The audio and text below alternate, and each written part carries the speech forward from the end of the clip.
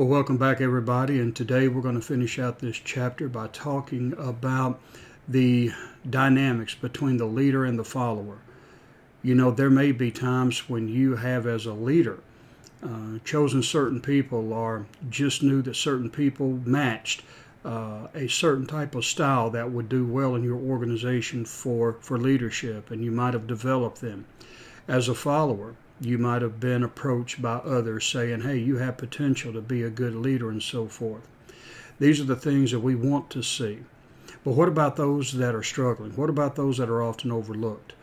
You know, the way that the leader interacts with the follower has a profound impact on how that follower will either follow or resist authority and so forth. So we're going to take a look at those dynamics today as we finish out this chapter and look at the dynamics and the relationships between the follower and the leader.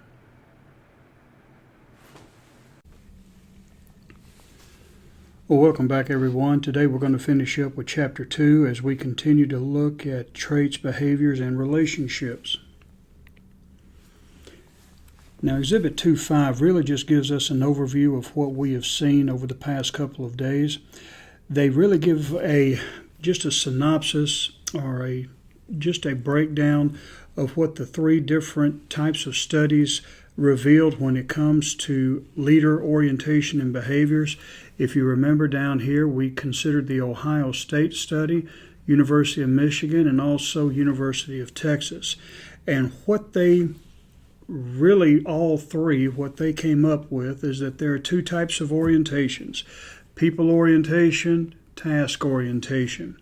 And we see here people-oriented leaders are encouraging, they're positive, they have a respect and trust for individuals, and that's what they elicit from the followers as well. Task-oriented behaviors are more directed towards getting the job done, meeting objectives, performing as you are expected to perform. Evaluation and performing goes along with that as well. Coordinating activities. All of these indicate that a person is task-oriented. And then the leadership styles down here, you have consideration, which is the people side, employee-centered, people side, concern for people, people side. And then you have the task side, initiating structure, job-centered, and then concern for production. So there's really nothing new here or novel. But what these institutions, what these schools came up with is that really there are two types of people, task and people-oriented. And really to find a good mix, a happy medium, would be where we want to be as leader. We don't want to overemphasize one over the other, but we do need to incorporate elements of each of them. Now, individualized leadership. Some research has been devoted specifically to that, and this is the theory based on the notion that a leader develops a unique relationship with each subordinate or group member, which determines how the leader behaves toward the member and how the member responds to the leader. So what we're looking at here are relationships between the leader and specific individuals within that particular organization. Now, how do we typify that? In your textbook, we see a progression of leadership member relationships, and that's typified here in Exhibit 2.6, which are the stages of development of individualized leadership. And then we have the vertical dyad, which is the interaction between two people, linkage, leader-member exchange, and partnership building. So let's take a look at these three models here in the next few slides. Now, what is the vertical dyad linkage or VDL model? It's a model of individualized leadership that argues for the importance of the dyad, or the interaction between two people, formed by a leader with each member of the group. Now, as your textbook indicates, what you have here are leaders who, based on the perception of the follower, treat the followers differently than they would other people within the organization. And what they came up with was that followers really see themselves as being either in the group or out of a group relationship. Now, in-group relationships are seen among members with whom leaders spend a disproportionate amount of time. Out-of-group relationships are seen among members of the group who did not experience a sense of trust and extra consideration. So what they did was they polled, or they questioned and researched people within an organization.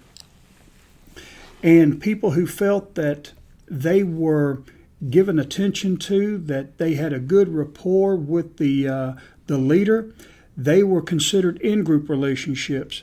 People who felt like they were being snubbed or not given much attention to, these were the out-group people, the out-of-group relationship people.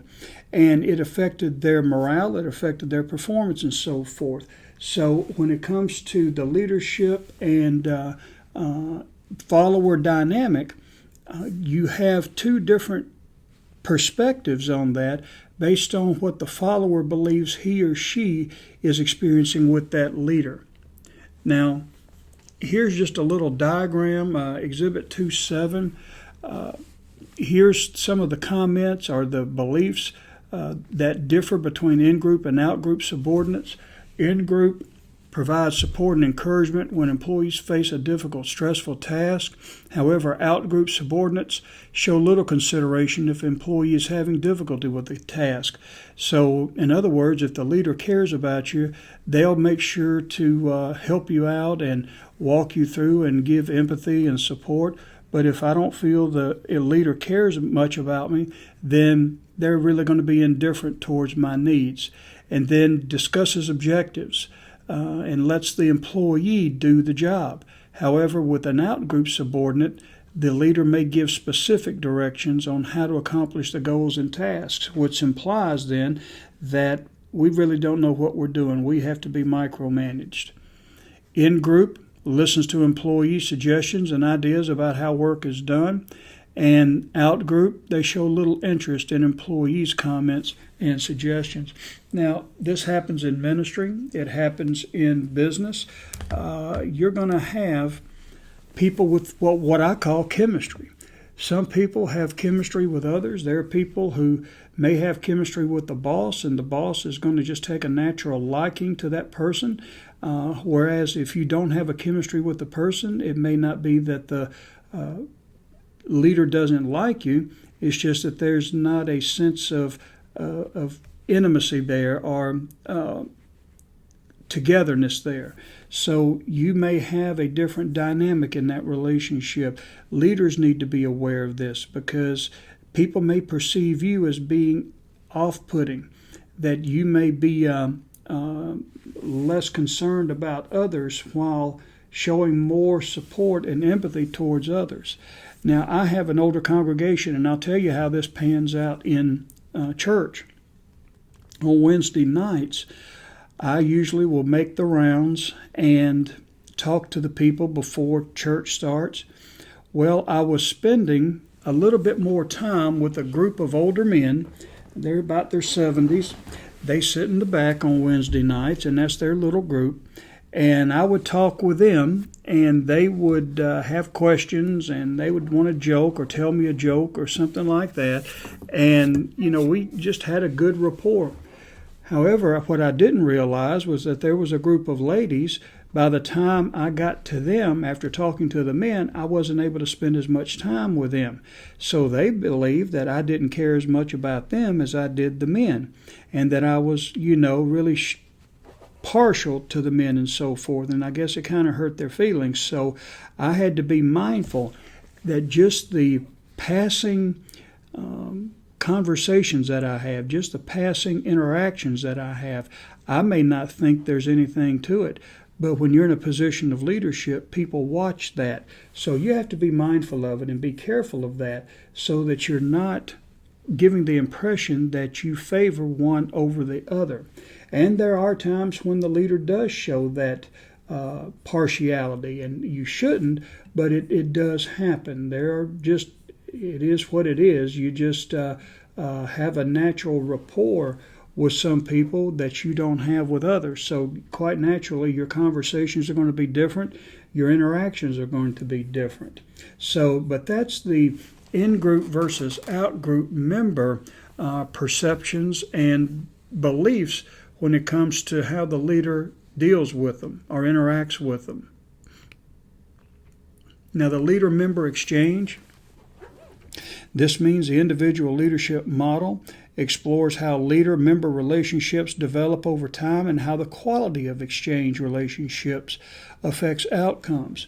And really, we're building off of that dyad, whereas if, let's say, for instance, you work on my staff at church, and I have a staff of 20, and you and I have a good relationship. We love the same sports team. We love the same groups. We love the same types of movies and so forth. Well, I may spend more time with you talking about the movie or the concert or the sports team or whatever. And others may feel like, well, he spends more time with so-and-so, so he must care more about them than he does me or whatever. Now, that is going to affect the quality of exchange that I have with my people. If those who are receiving attention from me believe that the quality is there, they're going to be more productive, they're going to be more outgoing, they're going to be more motivated. However, if the people don't think that I care about them, what do you think that's going to do to their morale? Well, it's going to suffer. They're going to feel like, hey, I'm not appreciated enough here. So we have to be very careful with that, in as much as the quality of our relationship really is perceived by the closeness that the person has with the leader. Now, from this, we see leaders form high-quality relationships with all followers. High-quality relationships lead to better performance. Followers provide assistance for high performance and participate in and influence decisions. So the exchange between the leader and the member is important, and that's what you want to strive for, high-quality relationships with all followers. So you want to improve morale. If morale is improved, you've got better performance. If you've got better performance, you've got longevity, and you may be able to glean some competitive advantages over your rivals just by having a better relationship with the people that God has given you stewardship over. So, and again, much of this is based on perception. And folks, I can't tell you how much perception plays in your ability to be an effective leader. It makes no difference. Just as I said earlier, I didn't care any more about the men than I did the women. I loved both of them as their pastor, but it just so happened that I was spending a little more time with the men because they were more talkative. They had questions and jokes they wanted to share with me and everything. So they demanded, I guess, at that time a little bit more of my time. But to give them that means that I had to take it away from others. And over time, they felt that, the ladies felt that I just preferred to be around them than I did the women. So that was the perception. It wasn't the reality. But folks, when you're dealing with people, perception, again, can be just as influential and just as important as reality itself. Now, what did I do? I started to ration my time. Men, let me go over here and talk to the ladies for a few minutes. I started to intentionally break away from them so that I could even out the time that I was spending with all the people in the congregation.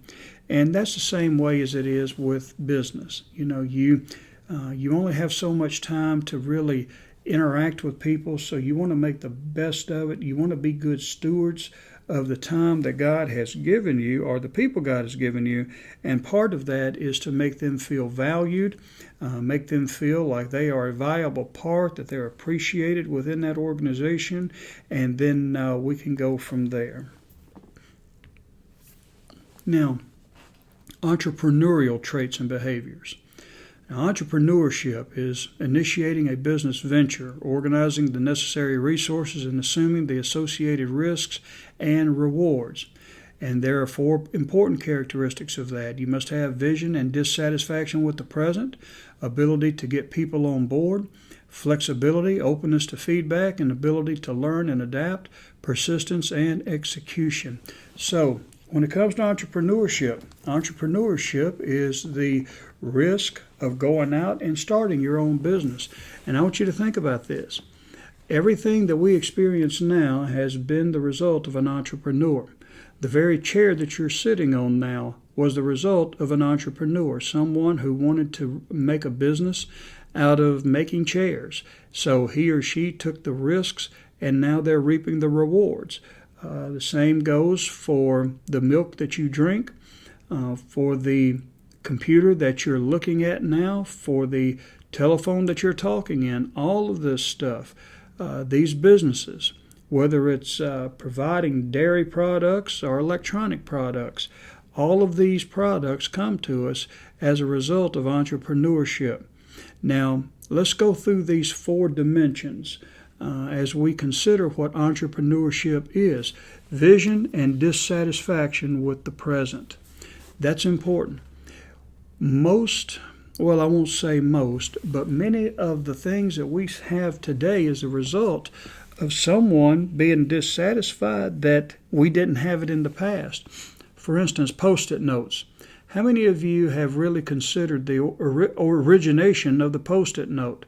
The Post-it note came about by an engineer working for 3M, and he wanted to go and talk to his supervisor. Well, he went to the supervisor's office, and the supervisor wasn't in. He wanted to make sure the supervisor got a message that was apparently important to this guy. So what did he do? He took a little sheet of paper and wrote the note and taped it to the wall.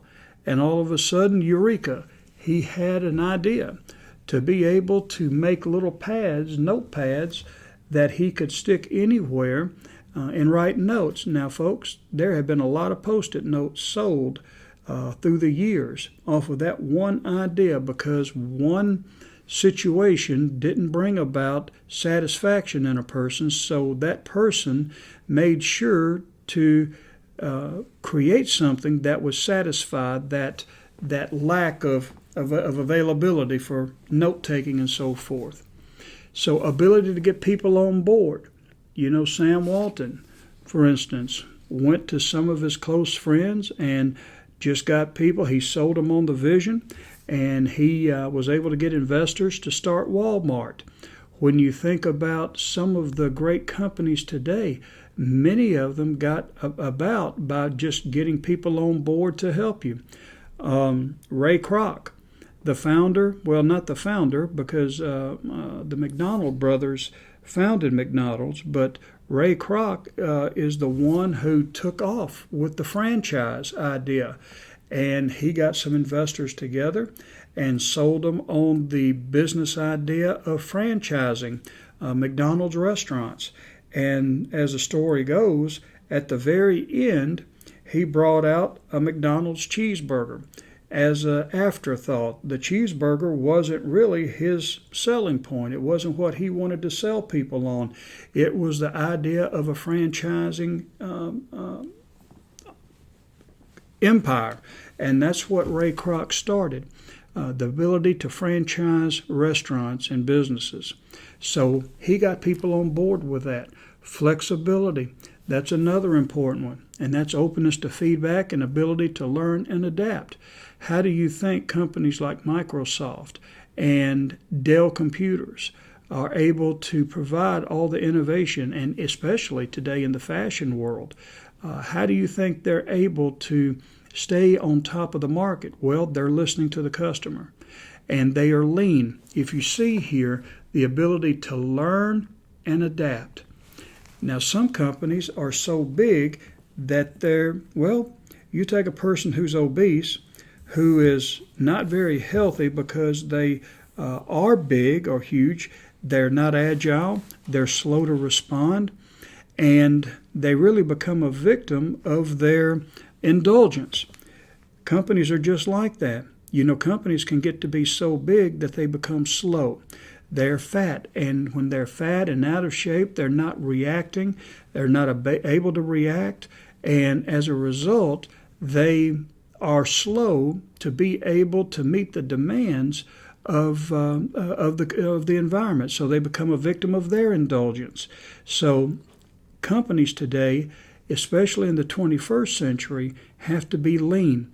And in fact, most experts say today it's not the large, robust companies that are going to be successful in the 21st century. It is going to be those lean, smaller companies who can react quickly to customer demands that'll be successful. So I'm a fat preacher, so I know exactly what it means to have to try to adapt and move and all of that. So I can kind of relate to what they're talking to about having to be leaner and more responsive and so forth. But when it comes to all of these areas, the companies that are going to be small and lean and responsive are going to be the ones who succeed. And finally, we have persistence and execution. Persistence and execution means that you stick to it. That means that you're going at it, you're not stopping, you're not quitting, you are staying the course, and really determination, giving it every day, all day, is the key to it. One of the things that I found in entrepreneurship, and I've been an entrepreneur, and one of the things that I've learned is that you can make money doing anything. But the key to all of that is to be able to stick to it. Now, oftentimes people get discouraged because they get a no, or they get a negative feedback from a customer, or they've been denied certain things. You can't let these things discourage you. You have to keep going. You can be your own worst enemy when it comes to entrepreneurship. That means that if you are easily discouraged and if you want to quit, then chances are you're not going to make it as an entrepreneur. But also, execution is another key element to it. One of the things that I used to get a kick out of seeing were these infomercials that try to sell you on being a entrepreneur. They want you to go into business for themselves, selling real estate or this, that, and the other. And then they'll show a picture of Mr. and Mrs. Smith who live in, let's say, Ohio, and they're in a multi-million-dollar mansion. And he says, the only work I do now is to walk down to my mailbox and get my checks, and I cash them, and these are the checks that I'm drawing right now, and you can be like Mr. and Mrs. Smith. And they paint this grand picture of the highly successful people who, by the way, are just a very minuscule percentage of the actual people who are trying to make it in those individual businesses. But for some, they do it. And part of the reason is that they execute their plans. A lot of times we'll get excited, hey, I'm going to be like Mr. and Mrs. Smith. I'm going to send my $50 in, and they're going to send me my package on how to get started. And you get the package in, and you look at it, and it sits. You don't do anything with it. And that's the problem with most people. It's putting those dreams into drive. It's going out and actually doing the work of an entrepreneur. And again, we become our own worst enemy at times when it comes to being able to just motivate ourselves. An entrepreneur has to be self-motivated. Whether you have good days or bad days, you've got to keep going. And Mr. and Mrs. Smith didn't get there overnight. They had to be persistent, and they had to put their plan into action. So these traits are very important if you're going to be successful as an entrepreneur, not only just understanding these traits, but being able to demonstrate them to be a successful business person, whether you're in an organization. And these characteristics, many of them carry over into the workplace, but also very important to know that these are entrepreneurial characteristics that typify or really mark the success factors of a successful business person who is also an entrepreneur. Well, today we saw how the dynamic between the leader and the follower can affect the relationship and the work outcome. You know, in the Bible, we see examples of how Jesus took 12 people and he invested his time in them, but he didn't invest all of his time with all of them. There were that inner circle that Jesus spent most of his time with, his most intimate times with. And those are the ones that he invested, I believe, most of himself in. Not that he ignored the others, but there was a special relationship between Jesus, Peter, James, and John. And as leaders, we need to identify those that are going to be those Peter, James, and Johns in the workplace and in our churches. And we need to invest our time in them. The time that we invest in them and the relationships that we foster between us and them will only make the organization that much richer. But we do need to be aware that those who may not have those capabilities and those skills and knowledge to be good leaders, we should still spend time with them as well and do our best to develop them as well as best we can so that no one's felt neglected and so forth. Well, that's all we have for this week. Have a good weekend, and I'll see you back here next week.